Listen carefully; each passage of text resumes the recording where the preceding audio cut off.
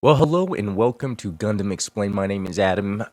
Today, it's Father's Day over here, and I was like, what could I talk about when it comes to Gundam UC? And hey, let's talk about the fathers of Gundam because it's pretty interesting when we get into the family aspect of Universal Century Gundam. So, for instance, we have here Tem Ray, the father of Amuro Ray, the designer of the RX-78-2, which is really what the whole series started with. And now, was he a good father? Well, I don't know if that's anything we need to get into, but let's just say he was so into his work.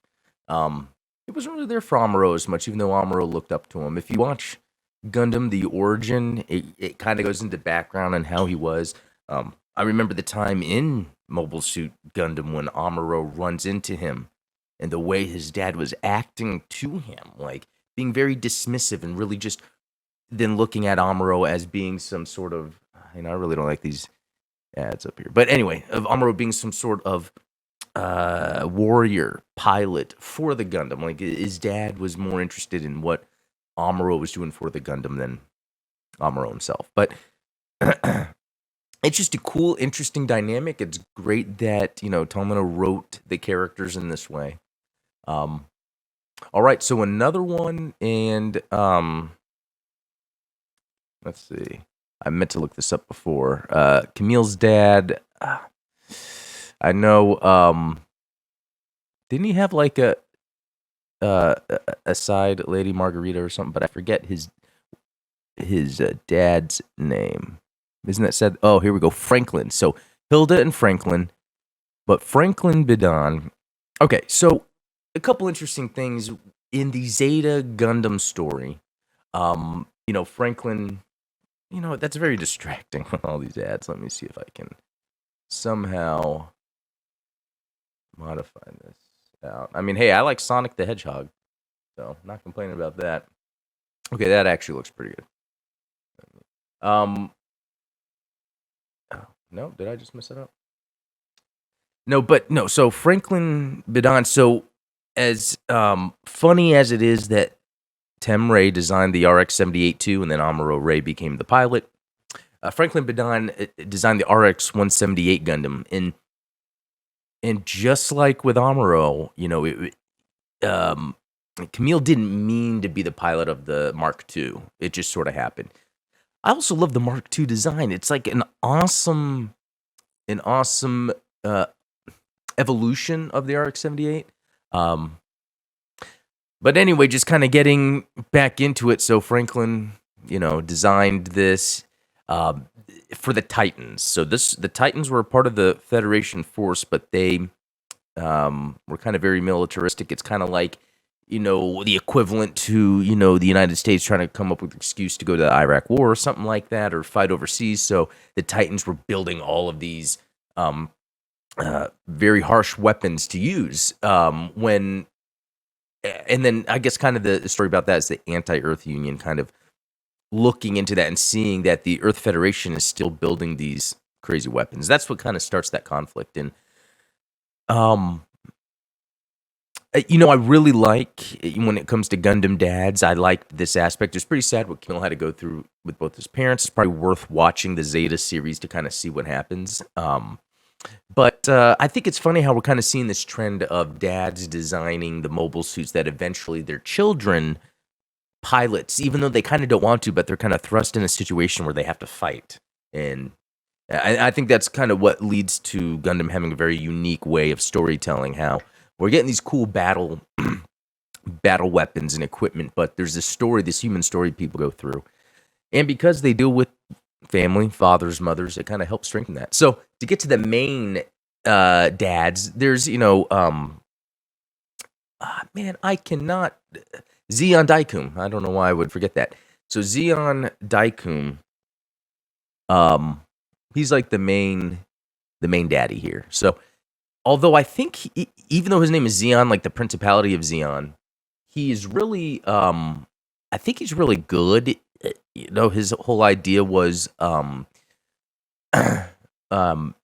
trying to give peace to space noids or people living in space. I guess the whole idea was Earth was treating space people a certain way, where we kind of required this sort of separate um, group. And I say group, but these colonies have millions of people, so it's very easy to make an independent, I guess, um, place out of colonies in space, really. But anyway, it is this man that had. Okay, why is that here? That his son was Casval, which we know is Char or Quattro, and then Artesia, Salamas, and that's very interesting too, because if you watch Gundam: The Origin, you'll kind of see there's a different relationship that that Char's father had with Char than Amuro's had with Amuro, and it's just very interesting to see that dynamic, and then seeing how they, Amuro and Char, how they fight, and then some series they're working together, and then they fight again. So, yeah, the main daddy. So, but this then trickles down, because then we have the Zabi family, which from the Zabi family, there are a few dads, or I think there's a couple dads. We've got, is it Degwin? Yeah, Degwin Zabi. He is the bald guy, and he seems practical, but then he's willing to do things that are wrong. I almost take it as Degwin is willing to do bad things in order for a greater good, but because of that, he's almost teaching his children to do these bad things, and that's kind of what is neat about the rest of the Mobile Suit Gundam series, or season 1, especially, as you kind of see each member of the family go through everything. Anyway, this daddy-o here, Degwin, I would say by the time, actually in Origin especially, is, he's really close with, why did I forget everyone's name? Garma. And Garma is the purple-haired one that is the youngest, and so he's kind of treated like the youngest, and so there's kind of a cool, father-dad or father-son relationship there. So the other dad, who is amazing, Dozle Zabi. So the third son of Degwin, Dozle's natural chivalry was put to use in the Munzo Defense Force, where he gained popularity as he carried his responsibility for the national defense. So this is, they're talking about before the Principality of Zeon, but they're still in the military and all that. His fair character. Oh, and that's what's cool about the Origin. You'll see where it's people in the Zeon uniform speaking with the Federation, because at that time there were still peace.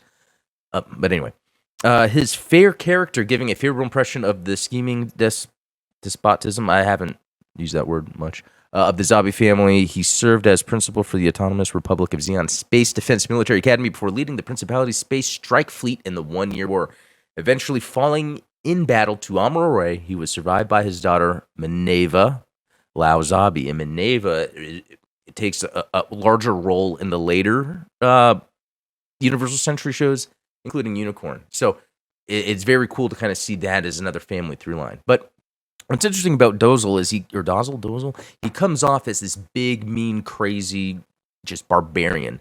And then after his daughter is born, he kind of sees that fragility and the vulnerability, and then he even starts talking about how war is bad. He doesn't want to be fighting. He's just really good at it. But now, since having a kid, and that's kind of an interesting takeaway, because after having a kid, as a father myself, I view the world differently. I think about things differently, and it's reflected here in the Universal Century Gundam with the different families and fathers. So,